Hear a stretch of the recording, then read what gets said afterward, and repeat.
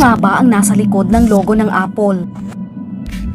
Ngayon, halos lahat ng mga tao sa mundo ay nagmamay-ari ng isang produkto ng Apple, tulad ng mga laptop at smartphones. Ang mga smartphones o anumang gadget ay talagang napakahalaga sa ating pang-araw-araw na buhay at mas napapabilis nito ang gawain ng mga tao. Anumang bagay ay maaari mong gawin dito, hanggang sa mga impormasyong ibinibigay nito. Isa sa pinakasikat at mabentang smartphone ngayon ay tinatawag na iPhone. Ang logo nito ay kilala sa lahat ng dako, ngunit kakaunti ang talagang nakakaalam kung ano nga ba ang ibig sabihin ng logo na ito. Hindi ba kakaiba na ang isa sa pinakamalaking kumpanya ng teknolohiya sa mundo ay may logo ng isang mansanas? Ano nga ba ang ibig sabihin ng logo na ito? Ano ang kaugnayan nito kina Eva at Adan?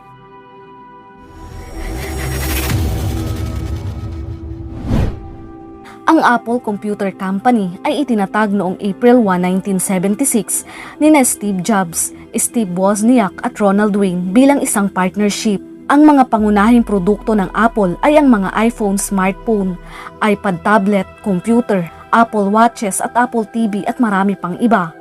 Ang unang produkto ng kumpanya ay ang Apple Computer na idinisenyo at buong kamay na ginawa ni Wozniak.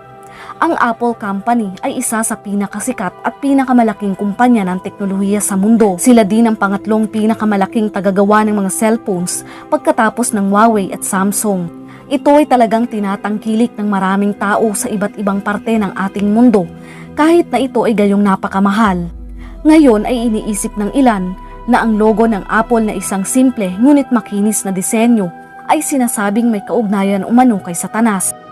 Sa kauna-unahang history ng Apple Computer na naibenta noong Hulyo 1976 ay may presyong $666.66 dahil gusto ni Wozniak ang umuulit na mga numero at ito umano ay mas madaling maitype. Dahil dito, inuugnay nila ang tatak ng halimaw na sinasabi sa revelasyon sa Biblia. Ang marka ng halimaw na tinutukoy ay may bilang na 666. Kapansin-pansin din ang hitsura ng mansanas. Ito ay hindi isang buo at kakatuwang pagmasdan na ito ay may kagat.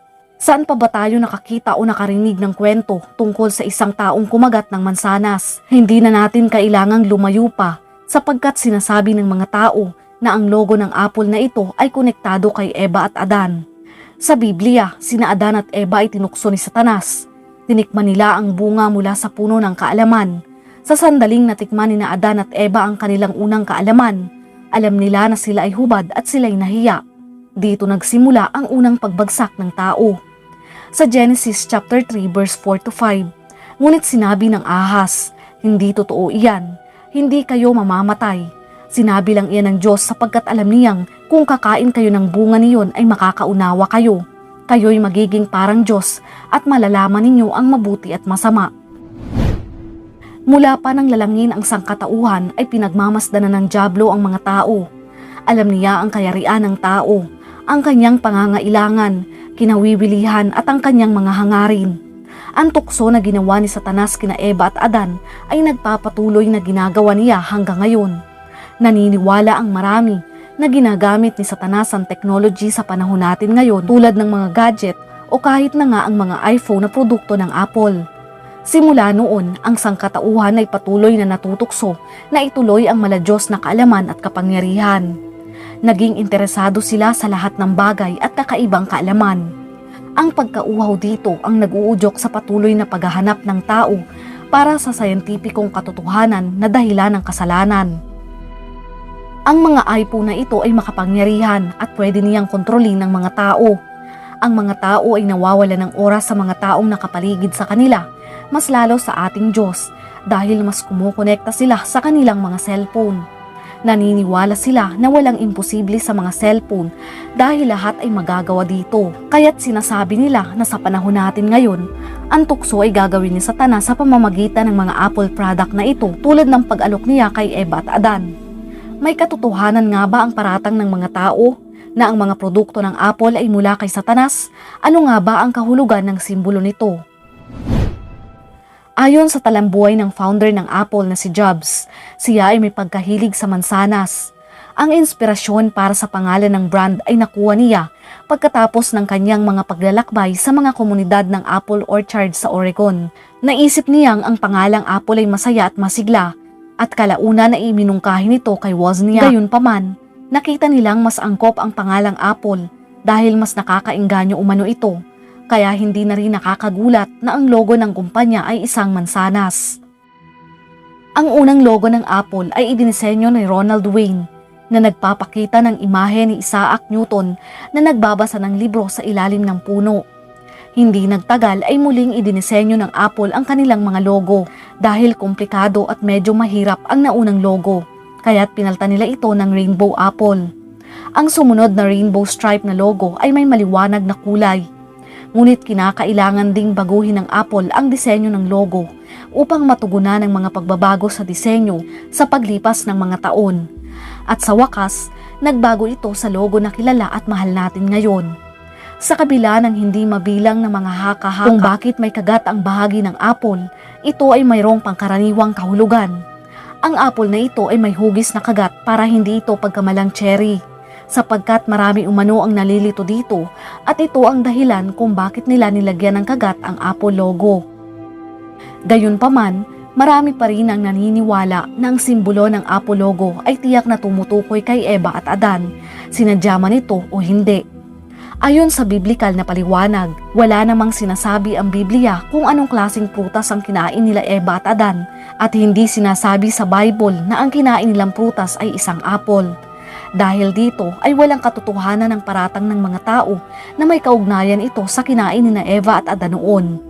Sa Genesis chapter 2 verse 16 to 17, sinabi niya sa tao, "Makakain mo alinmang bungang kahoy sa halamanan, maliban sa bunga ng punong kahoy na nagbibigay ng kaalaman tungkol sa mabuti at masama. Huwag na huwag kayong kakain ng bungang iyon, sapagkat sa araw na kainin mo iyon ay mamamatay ka." Ipinagpalagay na lang ng mga tao na mansanas ang bunga na binanggit dito, dahil ito ay madalas na sinisimbolo sa mga arts in painting ni Eva at Adan. Kung anumang bunga iyon, walang binabanggit na pangalan, kaya hindi natin matitiyak kung ano nga ba talaga iyon. Ang maliwanag lamang dito ay hindi ito mansanas at hindi rin ito simbolikal na gaya ng iniisip ng iba. Hindi rin natin sinasabi na ang kumpanya ng Apple Company ay may sademonyo, kahit na may mga tao ang gumagawa ng tsorya patungkol sa Apple product na ito. Walang masama sa produktong ito. Magiging masama lamang ang iPhone o anumang gadget kapag ginamit ito sa masama, sapagkat ito ay pwedeng gamitin ni Satanas para mapalayo tayo sa Diyos at gumawa ng masama. Ang pinakamapandin lang na paraan sa mga tao ng mga cellphone ay kapag nawawala na tayo ng kontrol sa paggamit nito. Kapag tayo ay nakokontrol ng mga gadget at nawawalan na ng oras sa mga taong nakapalibot sa atin at higit sa lahat ay sa Diyos. Kapag hindi na tayo nananalangin, nagbabasa ng Bible at hindi na sumasamba. Ang oras na maaari sana nating gugulin sa Diyos ay nawawala na ng halaga dahil sa tukso ng maladiyos na digital at dito na pumapasok ang kasalanan. Sa kabuuan, ang mga gadget na ito tulad ng isang iconic na iPhone ng Apple ay mas malapit na bagay sa kasaysayan ni Eva at Adan. Ang pangakong ibinigay nito sa mga user ay parang ang napakalapit na tukso kay Eva noon. Ang mobile technology na tulad ng mga iPhone ay talagang mayroong mga negatibong epekto na maaaring magdala sa ating kasalanan at kapahamakan. Gamitin natin ito sa mabuti. Maaari din natin itong magamit sa pagpupuri sa Panginoon at hindi sa mga bagay na walang halaga. Muli po, sana ay meron kayong natutunan. Maraming salamat, ingat, and God bless.